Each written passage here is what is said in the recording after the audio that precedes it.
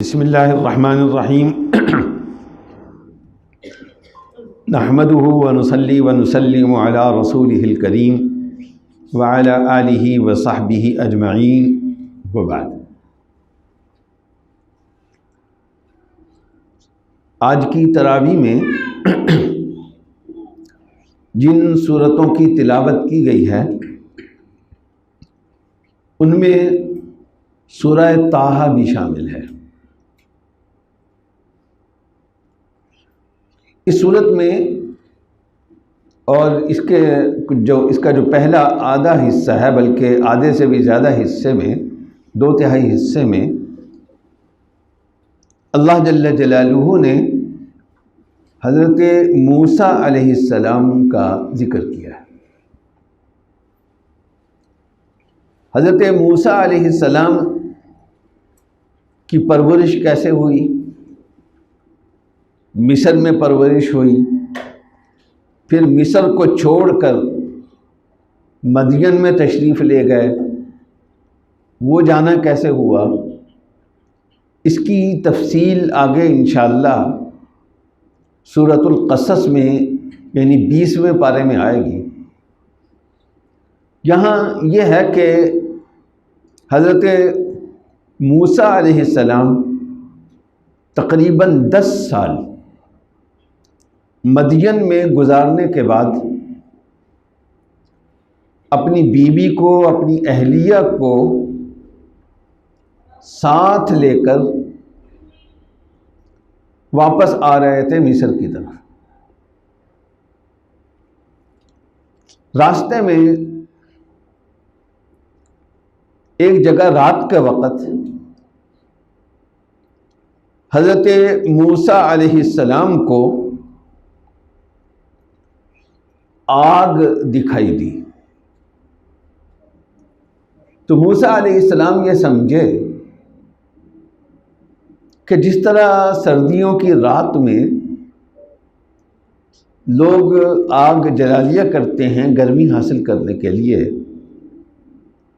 اسی طرح یہاں بھی کسی قافلے وغیرہ نے پڑاؤ ڈالا ہوا ہوگا اور انہوں نے آگ جلائی ہوگی۔ تو موسیٰ علیہ السلام نے اپنی اہلیہ سے کہا کہ تم یہاں ٹھہرو، میں دیکھ کر آتا ہوں۔ ایک تو یہ کہ آگ تھوڑی سی ہمارے لیے مل جائے تو وہ بھی لے آؤں گا تاکہ گرمی حاصل کر لیں، اور وہاں جو لوگ موجود ہوں گے ان سے راستے وغیرہ کے بارے میں بھی کچھ معلومات لے لیں گے۔ یہ بات موسیٰ علیہ السلام نے اپنی اہلیہ سے کہی، اور صرف ایک اہلیہ اس وقت ان کے ساتھ تھی، ان کے علاوہ کوئی اور نہیں تھا۔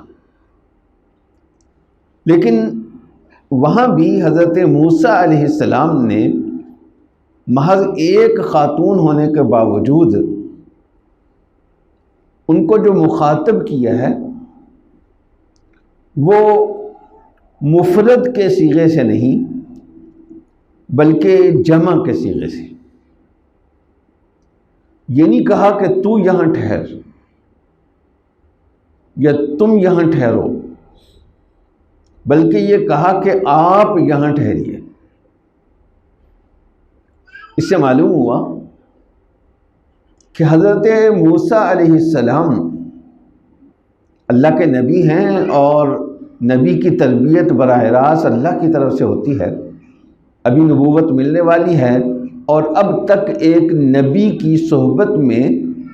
حضرت شعیب علیہ السلام کی صحبت میں 10 سال رہ کر آئے۔ تو وہاں سے جو تربیت ملی ہے وہ ملی ہے زبان کی شائستگی، زبان کے مہذب ہونے کی۔ ہمارے ہاں خواتین اپنے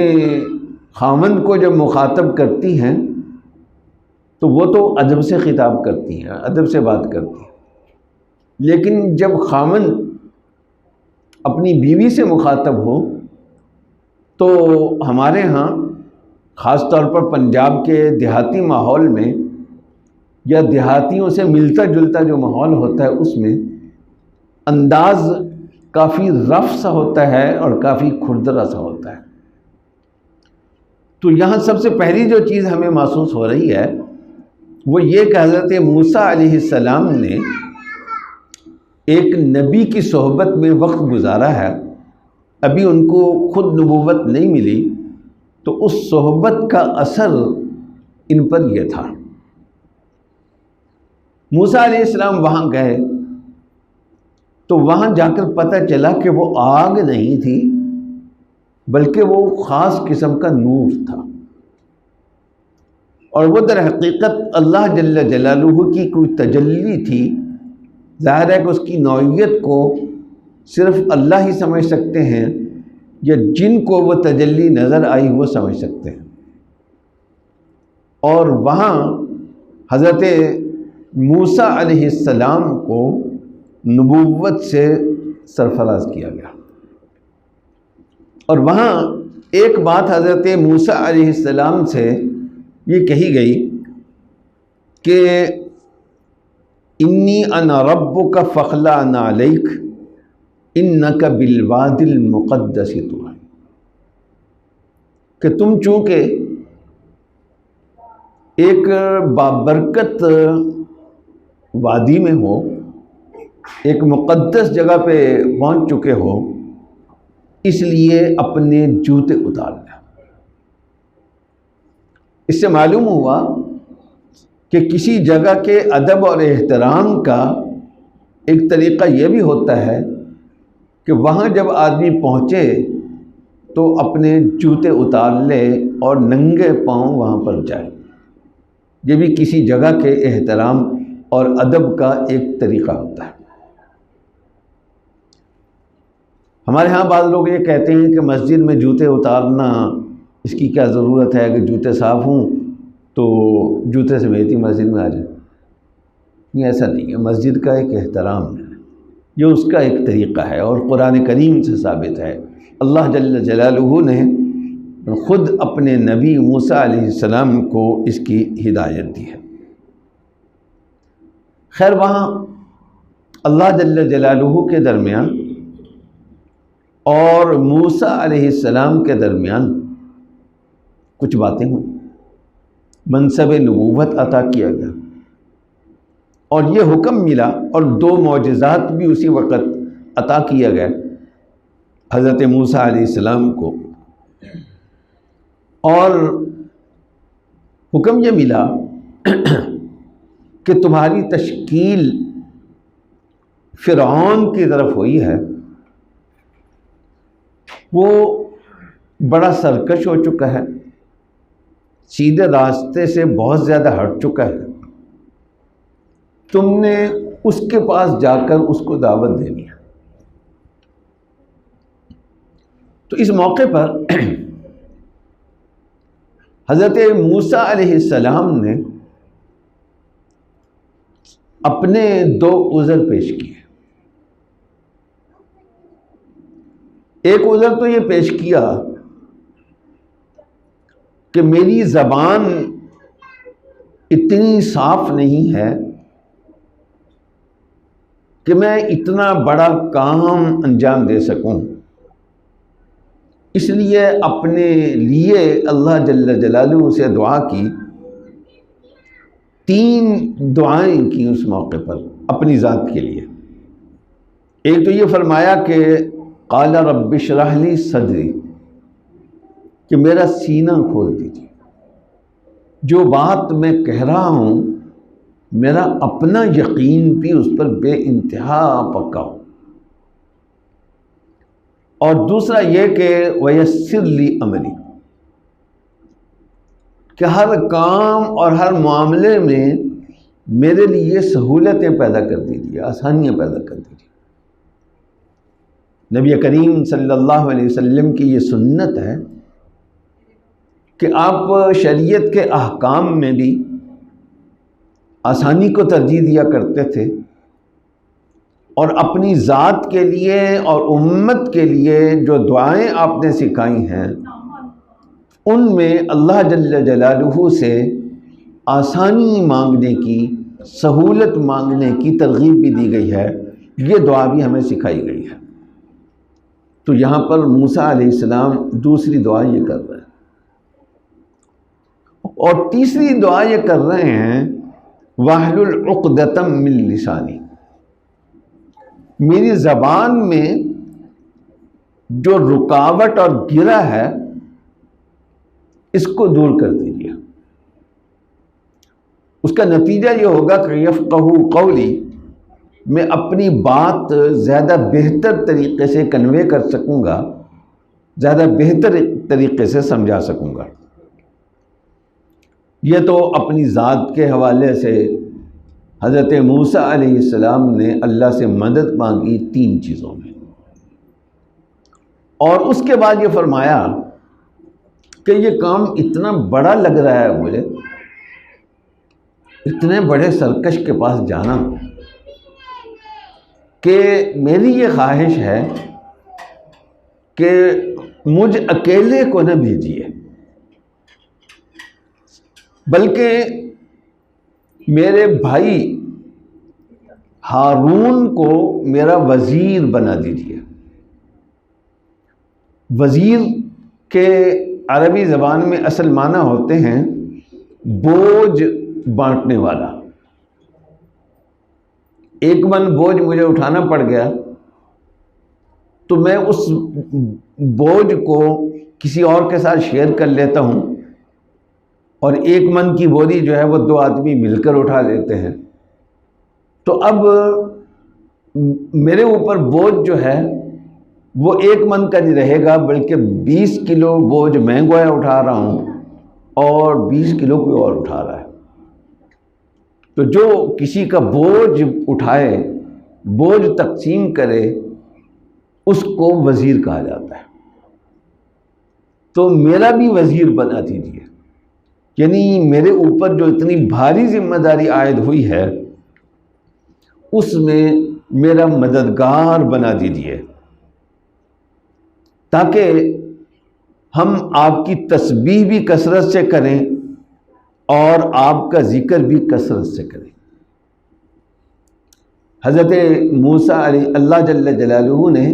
حضرت موسیٰ علیہ السلام کی دونوں دعائیں قبول کر لیں، اور کچھ اور باتیں درمیان میں ہیں، وہ موقع ملا تو آگے کسی جگہ آئیں گی تو وہاں عرض کر دیں گے۔ یہ فرمایا کہ اذهب انت واخوک بآیاتی ولا تنیا فی ذکری،